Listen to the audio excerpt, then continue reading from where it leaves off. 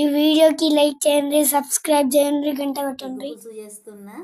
ఉడకబెట్టిన ఎగ్గులు, అందులో కావాల్సిన చింతపండు నానబెట్టిన, ఉల్లిగడ్డలు, జీలకర్ర, మెంతులు, ధనియాలు, కొబ్బరి, మసాలా దినుసులు ఇవన్నీ ఎంచుకోవాలి.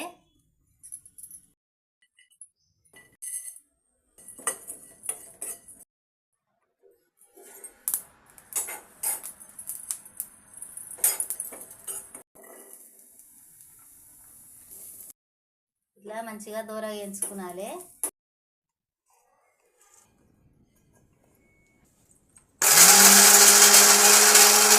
నీళ్ళు పోసుకుంటా మంచిగా సన్నగా పట్టుకోవాలి. ఇట్లా అన్నీ కాట్లు పెట్టుకోవాలి.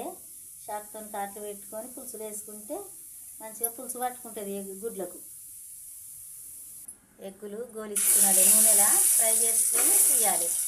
ఫ్రై చేస్తే మంచిగా ఉంటుంది. ఇట్లా అన్నీ దూరగా గోలించుకోవాలి. తాల్పు చేస్తున్నా. తాల్పు నూనె పోస్తున్నా. తాల్పు ఉల్లిగడ్డలు వేస్తున్నా.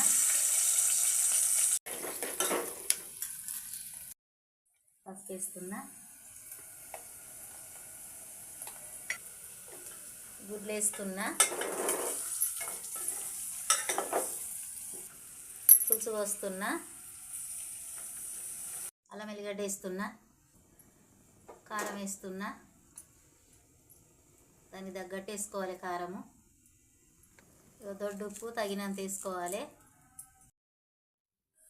కలియామాకు, కొత్తిమీర, పుదీనా అన్నీ కడిగేస్తున్నా.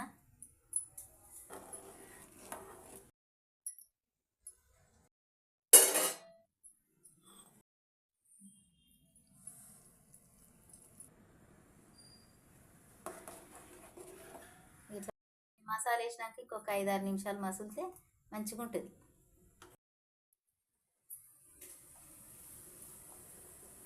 ఇట్లా ఉడకాలి. పులుసులో మంచిగా ఉడికితే ఎగ్గులు ఇట్లా అవుతాయి.